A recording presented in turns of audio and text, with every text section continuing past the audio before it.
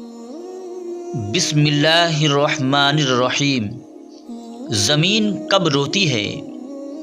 آپ صلی اللہ تعالی علیہ وسلم نے فرمایا کہ ایک ایسا گناہ ہے جس سے 80 سال کی نیکیاں ضائع اور برباد ہو جاتی ہے، اور اس کے لیے دوزخ میں ایک کنواں تیار کیا جاتا ہے۔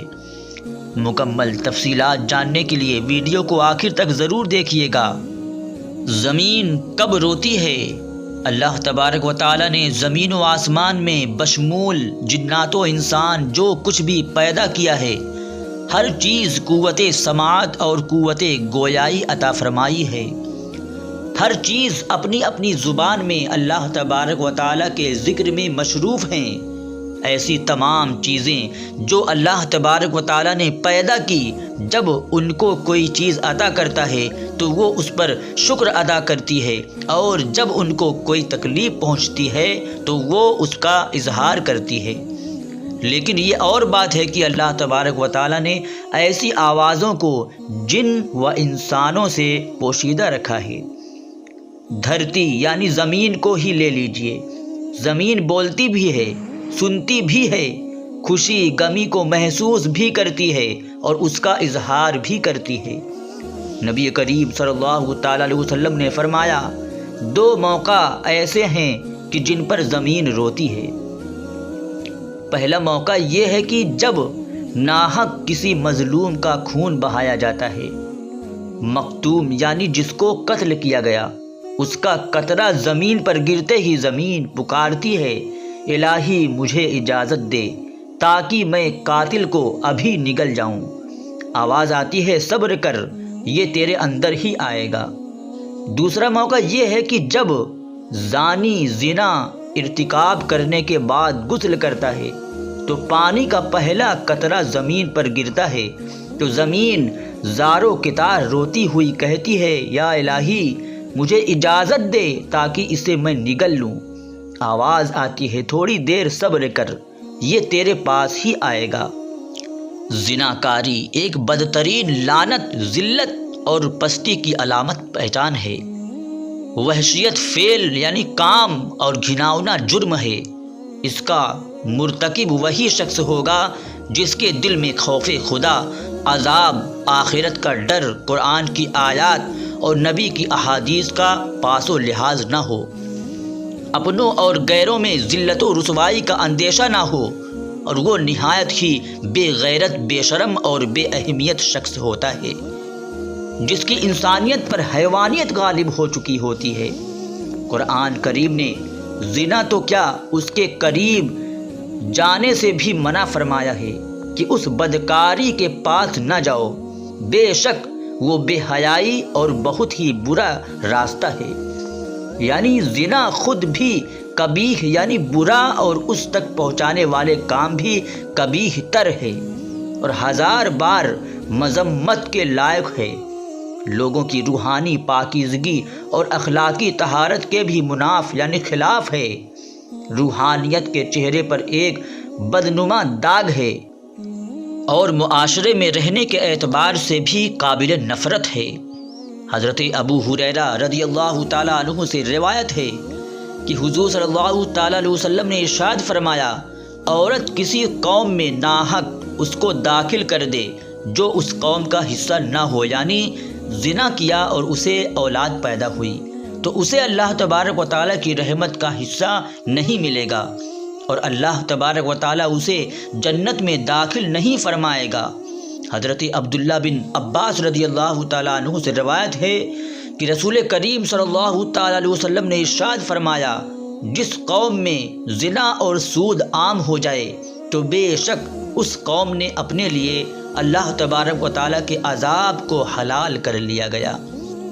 حضرت عمرو بن عاص رضی اللہ تعالیٰ عنہ سے روایت ہے کہ نبی کریم صلی اللہ تعالیٰ علیہ وسلم نے ارشاد فرمایا، جس قوم میں زنا عام ہوگا وہ قحط یعنی تنگی میں گرفتار ہوگی، اور جس قوم میں رشوت کا چلن ہوگا وہ روب یعنی خوف میں گرفتار ہوگی۔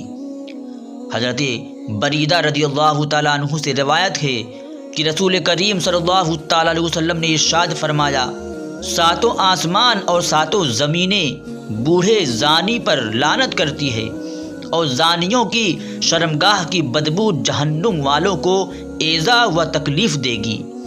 دوسری جگہ نبی کریم صلی اللہ تعالیٰ علیہ وسلم نے فرمایا، زنا سے 6 باتیں ظاہر ہو جاتی ہے، 3 دنیا میں اور 3 آخرت میں۔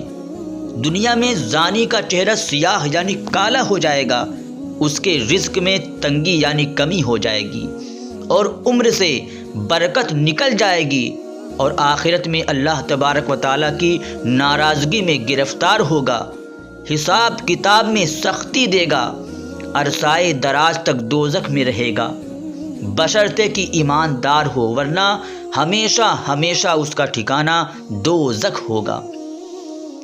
نبی کریم صلی اللہ تعالیٰ علیہ وسلم نے فرمایا، جو کوئی آزاد یا غلام عورت سے زنا کرتا ہے اس کی قبر میں 20 لاکھ سوراخ کر دی جاتی ہے، جن سے سانپ اور بچھو اور آگ کے شعلے اس پر حملہ ہوتے ہیں، اور وہ اسی طرح عذاب قبر میں مبتلا رہتا ہے۔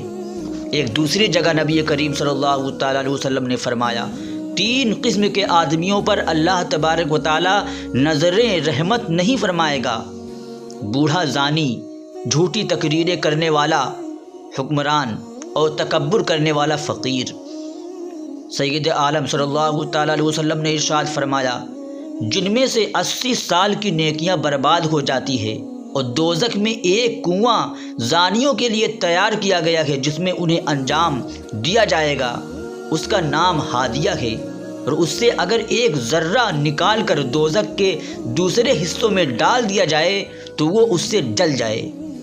کسی انسان کا قتل کرنا کتنا بڑا اور قبیح عمل ہے۔ احادیث سن لیجئے۔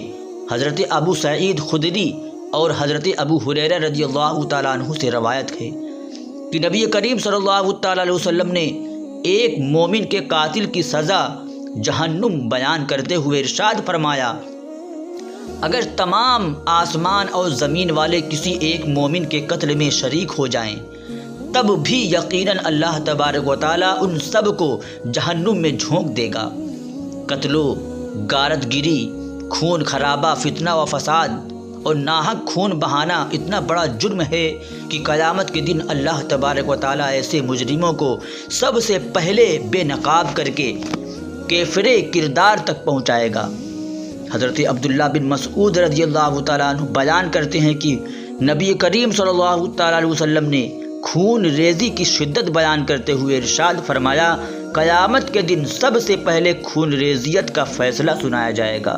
حضرت عبداللہ بن عمر رضی اللہ تعالیٰ عنہ سے روایت ہے کہ نبی کریم صلی اللہ تعالیٰ علیہ وسلم نے خون خرابہ اور لڑائی جھگڑے کے تباہ کن نتیجوں میں خبردار کرتے ہوئے فرمایا، قتل و غارت گری اتنا بڑا جرم ہے کہ اگر کوئی فرد یا طبقہ اس میں ایک مرتبہ ملوث ہو جائے تو پھر اسے اس سے نکلنے کا راستہ نہیں ملے گا۔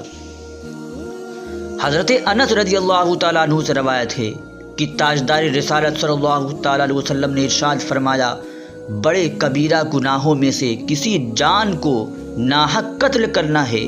کسی مسلمان کو ناحق قتل کرنے والا قیامت کے دن بڑے خسارے کا شکار ہوگا۔ حضرت ابو بکر صدیق رضی اللہ تعالیٰ عنہ فرماتے ہیں، نبی کریم صلی اللہ تعالیٰ علیہ وسلم کا ارشاد ہے کہ اگر زمین و آسمان والے کسی مسلمان کے قتل پر جمع ہو جائیں تو اللہ تعالیٰ سب کو اوندھے منہ جہنم میں ڈال دے گا۔ اللہ پاک ہم سب کو عمل صالح کرنے کی توفیق عطا فرمائے، آمین۔